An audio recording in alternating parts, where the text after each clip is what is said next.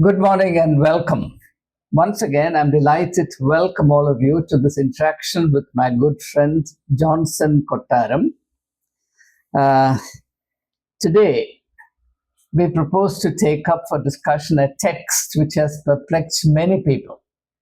I have come across good believers familiar with the Gospels looking completely flummoxed about the meaning of a parable that Jesus taught, and that's found in the 16th chapter of Luke's Gospel, first 9 verses.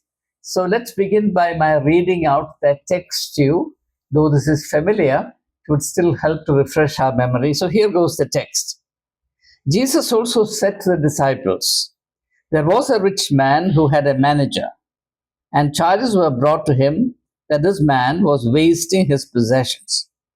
And he called him and said to him, 'What is this that I hear about you? Turn in the account of your management, and you can no longer be manager.' And the manager said to himself, 'What shall I do, since my master is taking the management away from me? I am not strong enough to dig, and I am ashamed to beg. I have decided what I do, so that when I am removed from management, people may receive me into their houses.' So summoning his master's debtors one by one, he said to the first, 'How much do you owe my master?' He said, 100 measures of oil.' He said to him, 'Take your bill and sit down quickly and write 50. Then he said to another, 'How much do you owe?' He said, 100 measures of wheat.' He said to him, 'Take your bill, write 80. The master commended the dishonest manager for his shrewdness. For the sons of this world are more shrewd in dealing with their own generation than the sons of light. And I tell you, make friends for yourselves by means of unrighteous wealth, so that when it fails, they may receive you into the eternal dwelling.'" So this is the text. And Johnson has, as usual, written a very provocative and illuminating interpretation. So at this time, I call upon Johnson to share his text with us. Over to Johnson. You can see Johnson to the left, to the left bottom corner of the screen. Unfortunately, that's the best I can do, though he deserves to be projected much better. So Johnson, please. Okay, thank you, Watson, for that. Okay. The economy of mercy. This parable isn't a Sunday school material. It is a psychological test of our moral imagination. You cannot serve two masters. The line is brief and blunt, but it isn't about time management. It is about gravity. Two centers of pull create a torn orbit. Life split between accumulation and compassion, and the soul feels tidal forces, anxiety, drift, and the quiet fatigue of a divided loyalty. You cannot simultaneously optimize for accumulation and distribution, for self and others, for security and sacrifice. The wave function of the soul collapses into one state or the other. Mammon isn't just a competing loyalty, it's a competing neurochemistry. The steward in the parable isn't praised for deception, but for clarity under pressure. He recognizes that his old economy is collapsing and converts perishable capital into durable ties. Numbers on a ledger becomes names at a doorway. Ink turns into living breath.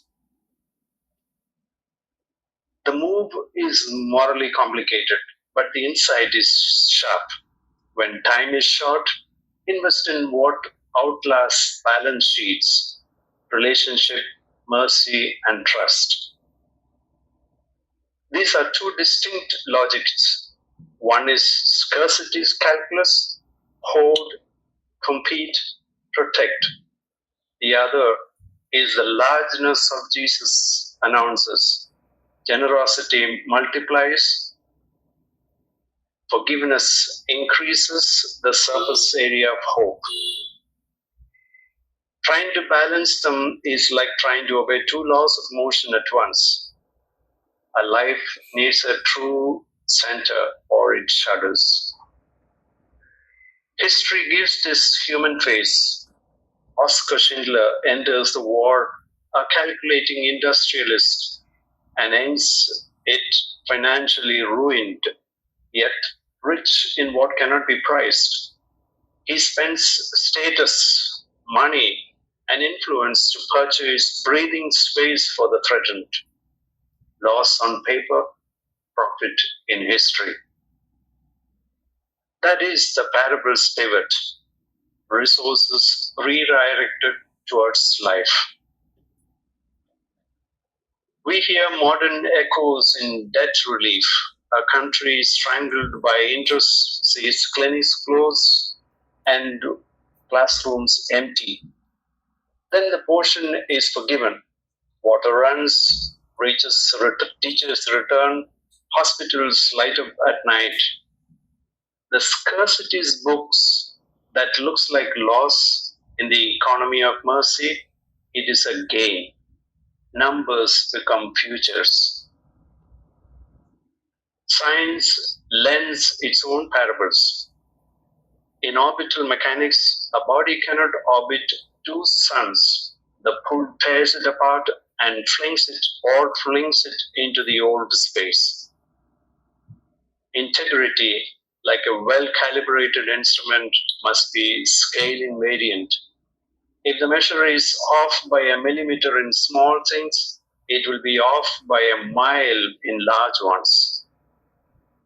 And generosity functions like negative entropy in a community. Energy spent to reduce disorder and turn chaos toward an ordered life. None of this blesses fraud. It blesses urgency, foresight, and the courage to replot a trajectory toward what endures. Convert passing advantage into shelter, education, and second chances. Use reputation as a gravitational assist for someone else's launch. That small accuracies, returned calls, honest invoices, kept promises, calibrate the larger truths of life. In the end, the choice is unavoidable. Serve scarcity, and the horizon narrows to self-preservation and sleepless arithmetic. Serve the largeness Jesus sketches, and the horizon widens to open hands, steady courage, and shared warmth. Use what is temporary to build what is enduring. That is the shrewdness in the service of wisdom. That is how a world, even in a small one, is quietly organized. Now, that's it. Probably it looks a little complicated and difficult to follow for to listen. On the other hand, I had written this actually in view of some of my companions and my old guys who are fed up with the churchy stuff which they are normally listening to on Sunday from the Sunday pulpit, and I would just wanted them to awaken themselves to new ways of thinking and probably thereby to get into the insights of these parables where Jesus had a much deeper meaning probably he meant. I'm sorry that. No. That's perfectly all right. Perfectly all right. Actually, the idea of the living word is that the teachings of Jesus Christ have something to say to the human predicament at the given point in time. But unfortunately, professional clergy often fail to mediate between the written word and the living reality. And what you're trying to do is extremely relevant and important today, because otherwise people will feel alienated from the word. So, and this is very similar to the mission that I am following in my life. And therefore, I'm happy to confess that I sense a kinship of spirit with you. The reason why I feel very encouraged and touched by what you write. Now, you're quite right in saying Thank you. that the written word often may strike the viewers as complicated or standoffish, because after all, in the Eastern tradition to which we belong, it is the spoken word and not the written text that is preferred. But that is why your reading out the text has to be followed with a kind of discussion on what you have written. Now, the text, in my opinion, the text is challenging and confusing because it addresses a universal human reality, namely that all of us are living according to two contrary paradigms of life, morality, and spiritual possibilities. And in your text, you quote the words of Jesus Christ, namely, you cannot serve two masters. Because what happens in religion, irrespective of which religion you practice, is that people try to serve two masters to derive the advantages of both according to the given situation. Now, Jesus says that's not an option. All right. Now, what I think we could use as a starting point of our discussion is the peculiar nature of this master. Now, on the one hand, the master feels offended, unbearably offended, that the manager is not behaving in an honest manner in stewarding his resources. Right? There's a charge that is brought against him. The manager is provoked, and peremptorily he dismisses the manager. That's okay. That I can understand.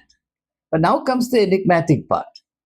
When the manager acts in a shrewd manner, the master is pleased with him. Though, in this approach also, the manager stands to suffer considerable economic or financial loss. So, what is this shift? That is, I believe, very, very basic to understand the meaning of this text. Yes, correct. That is actually the crux of this confusing parable, so to say. The master sends away this guy for whatever reason. Probably he didn't manage his, or he cooked his book, whatever the reason. But what the master praises him for his shrewdness is what we appreciate, and we see that he, in that short time, whatever the time left before he was dismissed, he managed to do something which was very, very striking. That he made the master's zero-sum situation into a zero-positive redistribution, so to say. That whereby, in the zero-sum situation, the master as well as the servant suffered, or their income was a positive detraction from other people, whereas the zero positive, the servant's activity involved redistribution, which is a fantastic concept that he brings in. And if I can say, it is on this principle that Amartya Sen got his Nobel Prize. You're right. He Yes, doesn't quote this absolutely parable, right. but the principles are underlying. Yes. I remember Amartya Sen coming into my office a couple of times during my tenure as principal of the college. So it was a great experience for me to meet with and interact with Amartya Sen. Well, his whole economic vision, which is focused on justice to the poor, distributive justice. Now, to make the issue clearer to our audience, let me try to provoke you. Now, from a worldly point of view, what the steward, when he is caught in a difficult situation, does, steward means the manager does, is also, from a financial point of view, an immoral thing, because he fudges the account. He fudges the account deliberately. Dishonesty. Right? Dishonesty. It may seem dishonest. That's the whole point. It may seem dishonest. But once the master comes face to face with the new situation created by the unprecedented action of the manager, it seems that his eyes open and he sees a new reality. And he sees a new reality, right? So as far as the manager is concerned, he has two options. One, to remain faithful to the master according to the old system of understanding master-manager relationship. By the way, there is a very interesting short novel or novella by Count Leo Tolstoy titled Master and Man. It's not master and servant. It's a wonderful story, Master and Man. For want of time, I will not go into that story, but I would commend that story to our viewers. So, either the manager remains loyal to the master according to the old system of morality, or he shatters that morality in order to open the eyes of the master, who now sees a new reality, a new scheme of things possible. Now, this is what the German romantic philosophers of the 18th, 19th centuries called the higher morality that Jesus taught. For example, a writer like Johann Gottlieb Fichte, he said that the genius of a spiritual thinker is proved not in defending the old morality, but in paving the way for a new morality. So what exactly is the nature of that morality is a matter of discussion. Let me not get stuck with that. Let's proceed further. So there is something very interesting, something I don't think anybody else at the time of Jesus Christ would have ever thought of this. Because I've looked into this, I don't see anything comparable in the literature of the times. This is completely unprecedented. This is original to the core. And this is, if I may use a contemporary word, this is truly revolutionary. So that is one thing. The second point I want to raise for our discussion is, with reference to your quoting Jesus' words of serving two masters. Now, the reason why Jesus makes a special mention of this is that is the universal human predicament. All of us have to serve two masters. So as a result, what happens is we are forced, and that is the reason why we feel burdened in this world. We are forced to live according to two contrary principles all the time.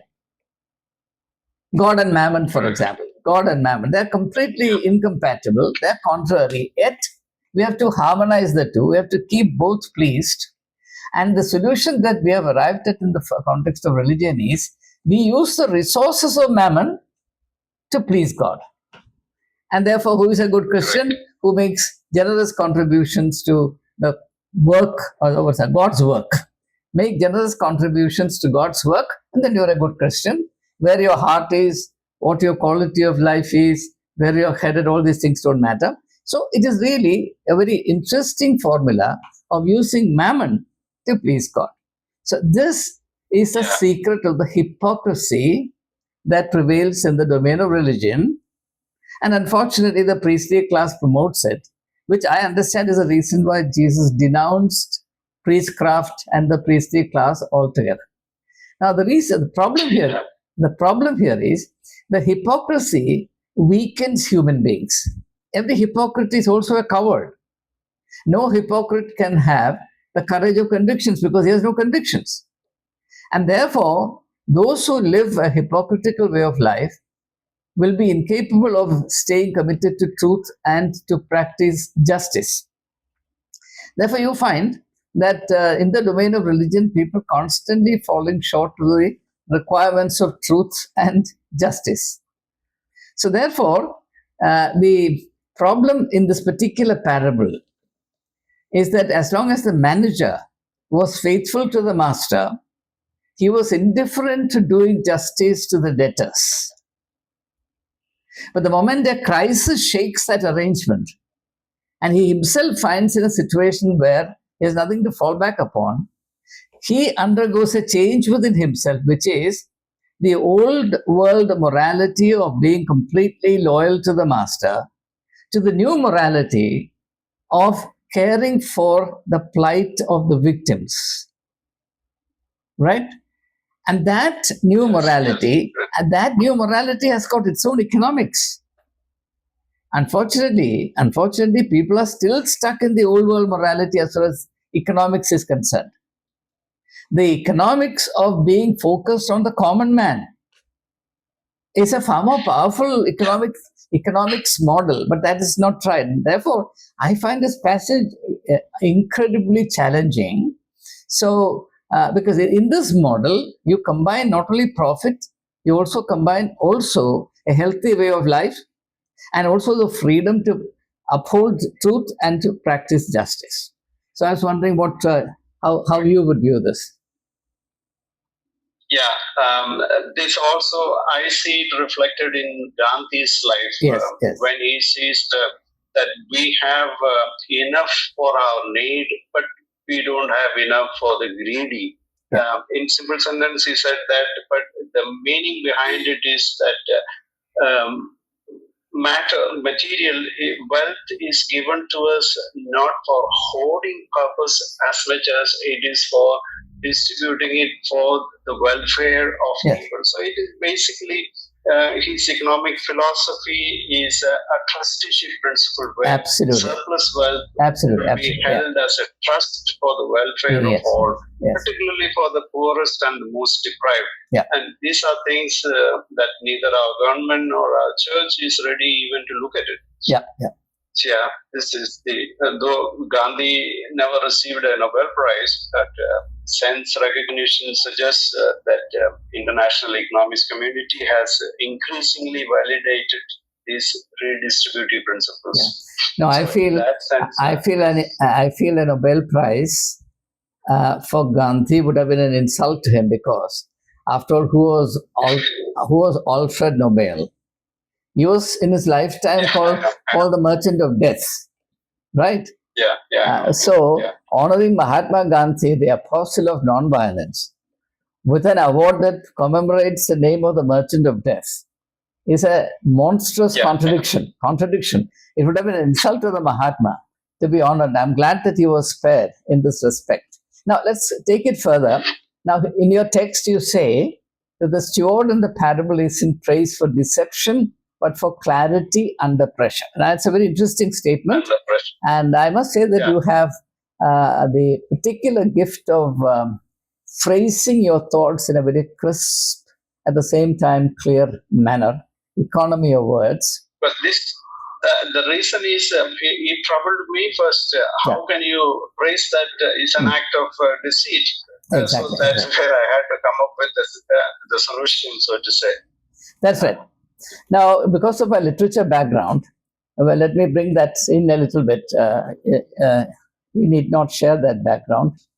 I know that your background is that of science.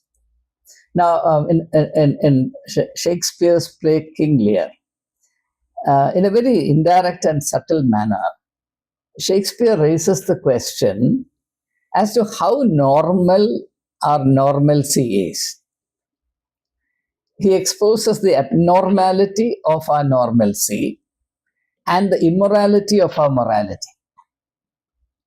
Okay? Now, I think something similar is very relevant here. For example, as I said, according to the old system, the moral thing for the steward or the manager is to look after the interest of the master. And the immoral thing is to compromise it. But in a situation of crisis, he switches from one to the other. He now prioritizes. The welfare of the people as against the profit of the master. So there is a contrast between profit and people, and he switches from the master's profit to the welfare of the people. I cannot but connect this to what Jesus says as recorded in the second chapter of Mark's Gospel verse 27, where Jesus says, the Sabbath is made for man and not man for the Sabbath. Now, extrapolated to economics, we should say that economics should be for man and not man for economics. Whereas globally, the situation that's prevailing today, particularly under capitalization, under capitalism and globalization, privatization, etc., the whole of humankind must exist for economics, for profit, for development, for progress. Progress is. I think even Amartya Sen says somewhere, I don't remember exactly where it is not the economic growth that is the primary focus of us as much as it is the capacities of people that should be the prime focus of our life. What he says is that the mark of a healthy society is that the generation of wealth gets translated into the enhancement of people's welfare. Wealth must become welfare, which he says does not happen. Particularly in a book that was published in 1995, Economic Development and Social Opportunities. It is a joint joint work with Jean Drèze, Amartya Sen and Jean Drèze. Okay, let's leave that text aside. So there is a need. In fact, this is a spiritual element. The spiritual element in any given situation is to question it with respect to its entrenched stereotypical assumptions, standing with the people so as to bring justice and welfare to them, rather than participate in this process of robbing people to make the rich richer, consequently the poor poorer. As Justice V.R. Krishna here, who was a judge of the Indian Supreme Court, who died a few years ago at the ripe old age of 101 or 102. In an article in the Hindu, he said that we are neglecting 1 billion people in order to produce a few billionaires.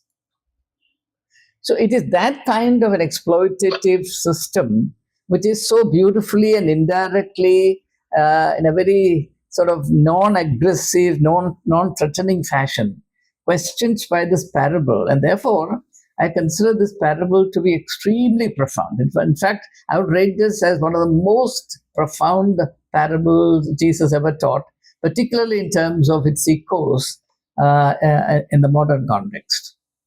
Your comment. So this redistributive actions of this servant, let's say dishonest servant, as it is described, is actually seen to be as ethically superior.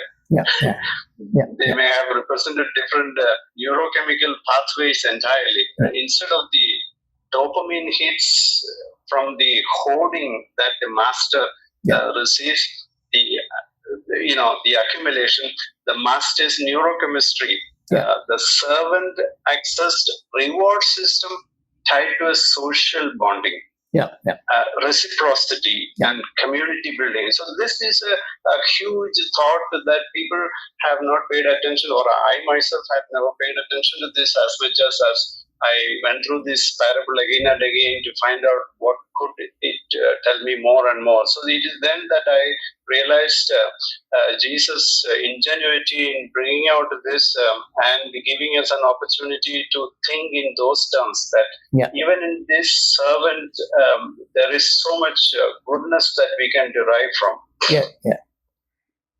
Actually, there is this historical fact which many European thinkers write about, that morality is always formed from the perspective of the socio-economic ruling elite, the top crust of the society. And therefore, by and large, the purpose of morality is to protect the interests of the upper class, the upper caste. It is certainly so in India. So there is a need to shake to question and, if necessary, shatter the structure of this morality so that a new morality may emerge. Now, the same thing goes for religion also. You see, at the time of Jesus Christ, as indeed right up to our time, the overall religious vision favors the rich. And in fact, this was a criticism, the historical criticism that both Karl Marx and Engels raised against religion. That religion always stands for, they talk about the church. The church historically has always stood with the rich, the landed gentry. Even now. Even now, yeah. Even now. Yeah, all right. So the morality that the church preaches, and in fact the overemphasis on the world to come, where all the injustice that you suffer, the deprivation that you endure in the world will be compensated. Whereas as far as the rich and the elite are concerned, they must have all the rewards here upon this earth. The poor must look forward to some kind of compensation in the world to come. According to them, this is actually the opium of the people. It's all constructed in order to protect and perpetuate the otherwise unjustifiable, indefensible advantages of a very small section of the society. So it becomes a spiritual duty to question this so that distributive justice can come about. In fact, Jesus was doing this in relation to religion. In fact, I'm never tired of saying that the greatest contribution of Jesus Christ as far as religion is concerned is that he democratized religion. He democratized religion. Whereas up until his time, religion was focused on the priestly hierarchy with the high priest at the top and everybody ranged in a kind of hierarchical fashion below him. Jesus Christ said that the common man must be at the center of it. The parable of the lost sheep, for example, that one lost sheep must be in fact preferred over the 99 which is not in danger. Or the idea that religion must be for man and not man for religion. This is a core democratic idea that governance must be for the sake of the people. It is that change in heart that I find dramatized through the change in the outlook of this otherwise untrustworthy or immoral manager whom the master is about to fire. But the master, to his credit must be mentioned, is sensible enough to realize that his own interests will be better served if there is a change in outlook. Because what happens is, if the present attitude goes on and the gulf between the rich and the poor continues to increase, you create a socially unviable situation in which the rich also cannot survive. They will, after all, that's what the history of revolutions proves to us. You see, it is in the interest of the rich, interest of the elite, to try and create a fairer and more just social economic order. But unfortunately, when people are blinded with covetousness and there is no limit to human greed, they think that the cleverest thing they can do is to try and suck the blood out of the people. But, hoarding, yeah. Hoarding. And that cuts the branch on which even the elite are sitting. So there is tremendous historical realism, but unfortunately, the church is not in a position to communicate this radical message, even within the community, leave alone to the wider conscience of a society or a nation. So that the larger task that Jesus envisaged in his statement that we should preach to the nations and bring about a change of heart on a mega scale, that is never undertaken because the church is in no position to do that. But these are, to my mind, the very rare prophetic insights far ahead of the times that we need to really focus on and project before our fellow human beings at the present time. The shift from prophet to the people. The shift from prophet to the people is, and as Jesus said, the gospel of the poor. I've come to preach the good news to the poor. The heart of preaching good news to the poor is that the fundamental need of the present time is to shift from prophet to people. And imagine that was foreseen by Jesus Christ more than 2,000 years ago, something that today, even today, we don't have the guts to proclaim with full confidence and conviction. So that is the very challenging, radical, revolutionary nature of this otherwise mysterious looking, tantalizing parable, which confuses many people, and they're looking here and there for a proper interpretation. Therefore, I'm glad we could take it up for discussion. So I want to conclude this session by placing on record my gratitude to Johnson Kottaram. He is resident in Canada, and thanks to technology, we are able to share a discussion of this kind. And I'm sorry that due to my technological inefficiencies and incapacities, I'm not able to bring him on screen when the discussion goes on. Therefore, let me give you a fuller view of Johnson. Here he is. So I look forward to further interactions with him. Let me also, in conclusion, say that every one of you is welcome to participate in this kind of process. All you have to do is to form a text, send it to me, and on the basis of that, I can structure a discussion. I've envisaged this to be a shared platform for sharing ideas. Therefore, the wealth of this experience would depend entirely on the extent to which all of you participate and bring your resources to the table of our discussion. So thank you for your continued interest, your patient participation, and we feel greatly encouraged by your interest. Thank you. All the very best. Bye for the present. Thank you, Professor.